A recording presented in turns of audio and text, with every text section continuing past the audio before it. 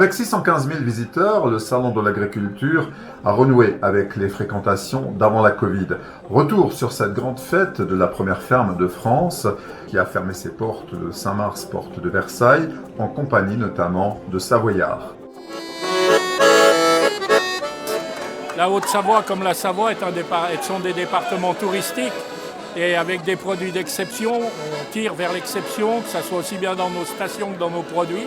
Donc on veut être présent chaque fois qu'il y a une manifestation à Paris, qui est assez importante, comme le Salon de l'agriculture. On a toujours été présent au Salon de l'agriculture. Je crois qu'on a tous envie de revenir au terroir, à nos origines, à nos racines. Et je pense que s'il y a des pays qui sont plus tirés vers le haut grâce à leurs montagnes, eh ben on en fait partie. Et je crois qu'avec la montagne, le lac, parce que c'est ça aussi les atouts de la Savoie et de la Haute-Savoie, c'est d'avoir les deux. Et plus on va aller devant nous, plus on va vouloir retrouver nos racines. On est perdu, on a eu la crise du Covid, et à partir de là, je crois que les choses sont en train de changer. Nous, on est dans un pays, si on n'a pas nos paysans pour entretenir, il n'y a plus de paysage. Et s'il n'y a plus de paysage, demain, on n'aura pas la même attirance. On ne pourra pas skier de la même façon l'hiver parce que l'herbe n'aura pas été tondue par les animaux. Et toutes ces choses-là, mis bout à bout, font qu'ensemble, on doit trouver des solutions pour le réchauffement climatique. De plus en plus, on a ce qu'on appelle le tourisme 4 saisons. Et nous, on va vers ce tourisme 4 saisons. D'ailleurs, depuis le Covid, on peut dire qu'il y a une évolution. Beaucoup plus de gens font du ski de fond, font de la raquette, font du traîneau. C'est-à-dire qu'on vient maintenant au ski, pas que pour faire du ski, et c'est ça qui est important. Moi, ce qui m'a marqué, c'est le monde. Et puis, quand on s'arrête sur un stand, c'est l'intérêt que les visiteurs portent à découvrir les pays du terroir, quel que soit le pays. Quand on veut grandir dans un pays, il faut aussi connaître son histoire et ses racines. Aujourd'hui, on présente au grand public le Beaufort, la Tome, le Reblochon, l'Abondance, qui sont tous des fromages. Si vous regardez, les AOC, elles ont entre 30, 40 ans, 50 ans. La démonstration de l'agriculture de montagne, c'est que sur des produits de qualité, il y a longtemps qu'on a travaillé des cahiers des charges bien spécifiques, avec des règles qui, quand même, collent avec l'environnement. Je vais vous prendre juste un exemple. Les vaches tarines. Pour produire aujourd'hui du Beaufort, les vaches sont plafonnées, entre guillemets, à une production laitière maximum sur le troupeau, en moyenne par animal. Pourquoi ? Eh bien tout simplement pour faire en sorte qu'elles puissent continuer à pâturer dans les alpages. Et donc ça, c'est bien une démonstration que les agriculteurs ont voulu coller avec la réalité de leur territoire. Si vous voulez voir l'agriculture de demain, vous venez la visiter en montagne chez nous, et vous saurez ce qu'elle sera demain dans le reste de la France. Aujourd'hui, on fait de la fabrication de fromage, de la démonstration de fabrication de fromage. On a eu tout à l'heure du Beaufort, on a eu de la Tome de Savoie. Et on fait déguster nos produits et on les vend. Et on en vend quasiment 1 tonne par jour. En fait, on vend 10 tonnes de fromage sur l'ensemble du salon. Je suis bilingue d'origine, puisque ma langue maternelle, c'était le patois, le franco-provençal. Et du coup, c'est mes grands-parents et mes parents qui m'ont transmis cette langue que j'adore.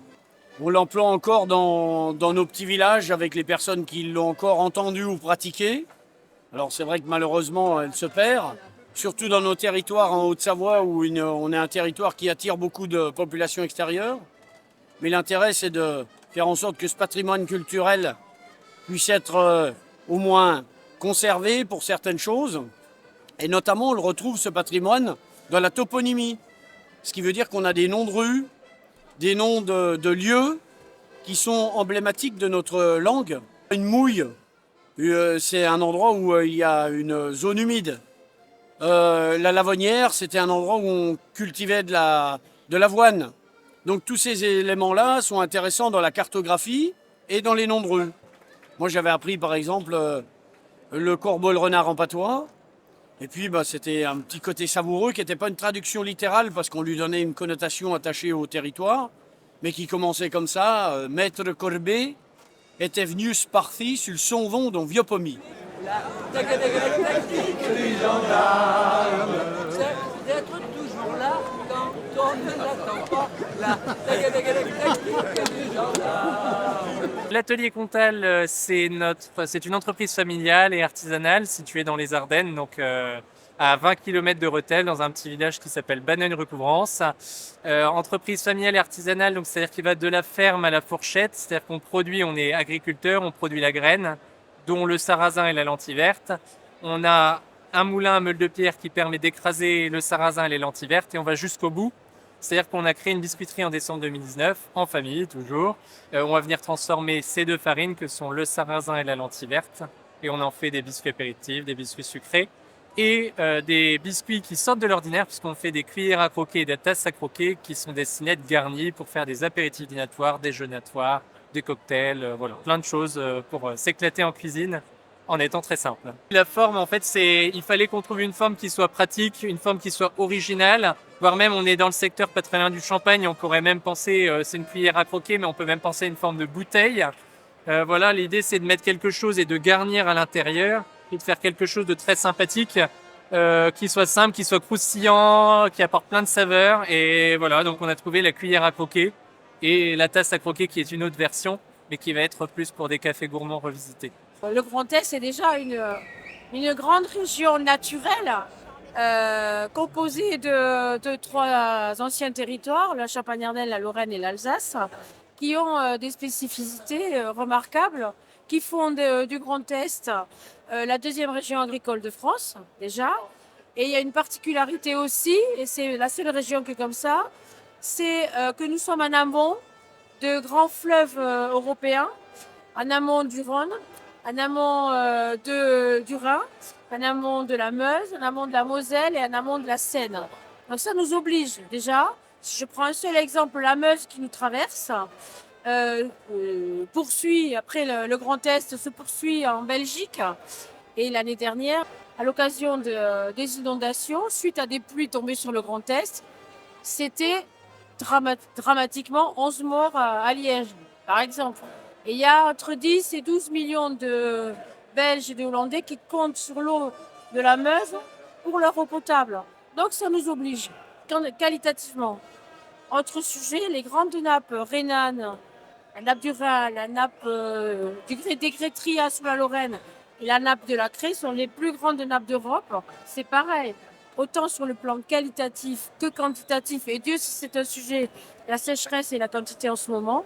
Voilà, tout ça fait qu'on est une très belle région. Je ne parle pas de la forêt, évidemment, qui couvre un tiers de notre territoire, du million d'hectares de pâture qu'il nous faut aussi savoir préserver pour l'eau toujours et pour le futur. Voilà, donc agriculture et environnement sont vraiment deux sujets de préoccupation pour les élus de la région. Donc le Salon de l'agriculture, édition 2023, oui, c'est quelque chose de formidable. On a connu le 2020, veille du Covid, 21 pas de salon, 22 petits salons. Et là, on est reparti avec, je pense, aussi dans les messages qui sont portés, que ce soit par les professionnels agricoles et des messages attendus par les visiteurs, qui sont des citoyens, qui sont des consommateurs, un peu plus encore d'attente et des messages plus exacerbés sur justement l'environnement, sur la qualité des produits, sur la perception que peuvent avoir les gens. Il y a beaucoup d'échanges là-dessus entre les méthodes employées par les agriculteurs et les attentes des citoyens. Et parfois, elles ont un peu de mal à se rejoindre. Voilà. C'est ça qui fait le Salon 2023.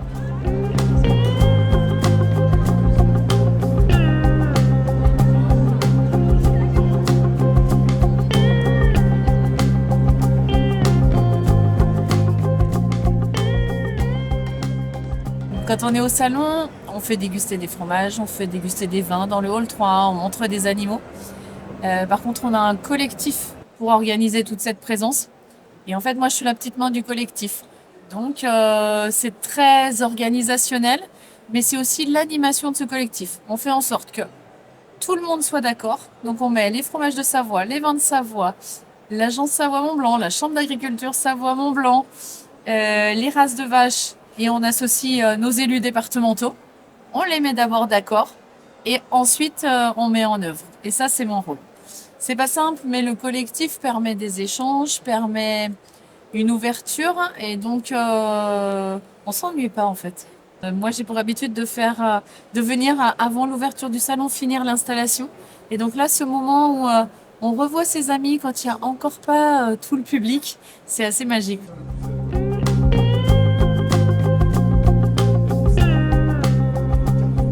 Nous, ce qu'on cherche à résoudre comme problème, c'est notamment l'importation des protéines, par exemple de soja, qui sont responsables de déforestation, des protéines type farine de poisson, qui sont responsables de surpêche. Voilà, nous, on cherche à développer des nouvelles sources de protéines plus durables, produites localement. Nos matières premières sont produites localement. On s'installe près de la matière première et avec des procédés bas carbone. C'est l'objectif de ce qu'on cherche à faire. L'impression des gens, c'est principalement le goût qui les intéresse et notre produit naturellement a bon goût parce que notre produit c'est un produit entier, il n'y a pas d'additifs, il n'ajoute rien et l'avantage du produit c'est qu'il a bon goût naturellement. On recrute beaucoup sur les écoles d'agro et les étudiants sont de plus en plus aussi en demande de venir faire des stages, travailler dans des entreprises innovantes comme la nôtre et qui ont un impact environnemental positif. La Ferme Digitale, c'est une association de loi 1901 qui regroupe 120 membres qui font des innovations pour les agriculteurs et le secteur agricole. On a 86 startups, on a aussi des écoles membres de la ferme, des fonds d'investissement aussi. On a été fondé en 2016 et depuis 2016, on est passé de 5 donc à 120. Ce qui est plutôt cool. Et on aime exposer au Salon de l'Agriculture. On expose pour montrer au grand public toutes les innovations que nos startups peuvent apporter pour les secteurs agricoles, pour les agriculteurs, pour la planète, pour les consommateurs aussi. À la Ferme Digitale, on prend les startups qui ont un certain niveau de maturité. On n'est pas un incubateur, on n'est pas un accélérateur. On a un catalyseur de startups. Donc on les aide à se mettre en relation, on leur donne de la visibilité pour les faire grandir. Ici, au stand de la Ferme Digitale, ils bénéficient d'un stand énorme avec nous, des conférences d'1 heure où ils peuvent parler de leurs projets, faire des retours d'expérience, amener des agriculteurs s'ils le souhaitent. Donc oui, on les met en relation, on les met en lumière et ils peuvent bénéficier de notre réseau.